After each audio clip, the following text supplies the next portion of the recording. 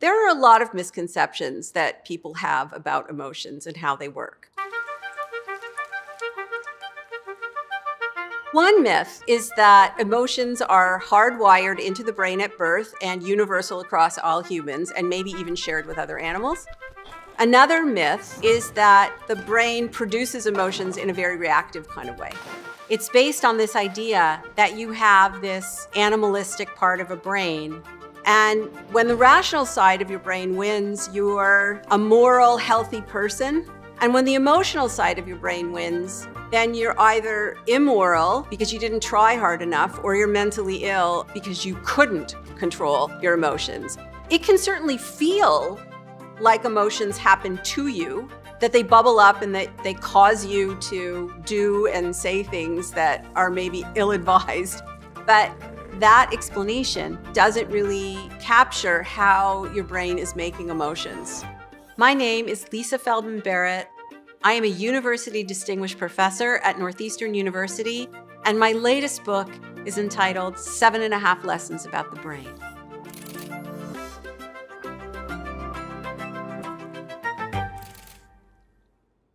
I've been studying emotions for about 30 years. So right off the bat, I should tell you, scientists don't agree on how to define emotion. Like, everybody agrees that we have emotions, but nobody can agree on the definition of what an emotion is. So there's great variability in emotional lives.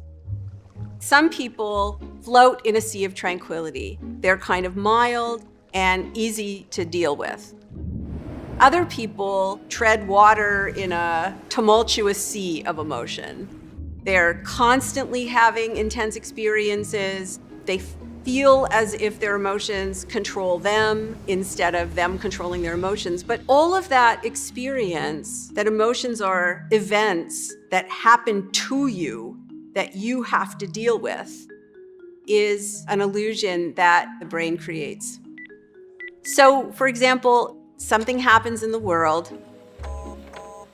It triggers that ancient inner part of the brain, emotion circuits deep in our inner beast, and then we react to what's occurred in the world.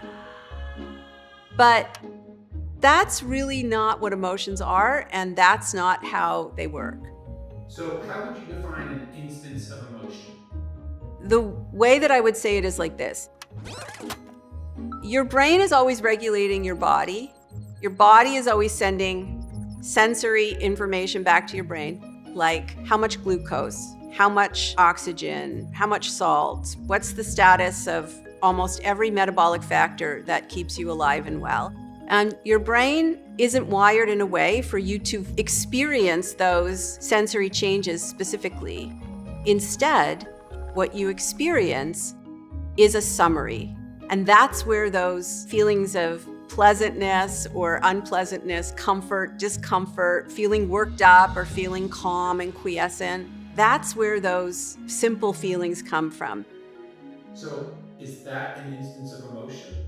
Not exactly. Feelings are properties or features of emotion, of an episode of emotion, an instance of emotion, but they're not synonymous with emotions.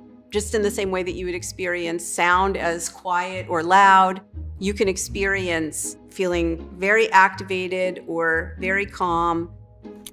And what your brain is doing is telling itself a story about what is going on inside your body in relation to what's happening in the world. And it's creating this story using knowledge about emotion that you have learned from your past to predict what you're going to see and hear and feel. That's what an emotion is. That's what an instance of any emotion is. But it's also an explanation for how every thought, every feeling, every decision, every action that you ever take in your whole life is made. So, why is it important? When something goes wrong, you need to use your explanation as a tool to figure out how to fix things. For example, in depression, you're metabolically compromised because your brain believes there's a metabolic problem in your body. And the symptoms of depression are the consequence of the brain's attempt to cut costs. So you feel fatigued, or you feel unpleasant, you feel like you can't concentrate, you can't move, because moving your body is really metabolically expensive. That's where depression comes from. It doesn't necessarily mean that there's something wrong in the world or with you, although sometimes it does mean that. So part of managing your emotions is figuring out when unpleasant feelings are diagnostic about something in the world and when they're just simply an indication that things are uncertain or that you're doing something really difficult. If you understand that the brain's most important job is regulating, coordinating the systems of the body, then you start to think about the treatment differently. The fact that emotions don't happen to you, that your brain is making them, and that your brain is using your past experience as fodder for predicting what's going to happen has really big implications. The first really big implication is that you are an architect of your experience. And that doesn't involve breaking predictions. It involves seeding your brain to predict differently.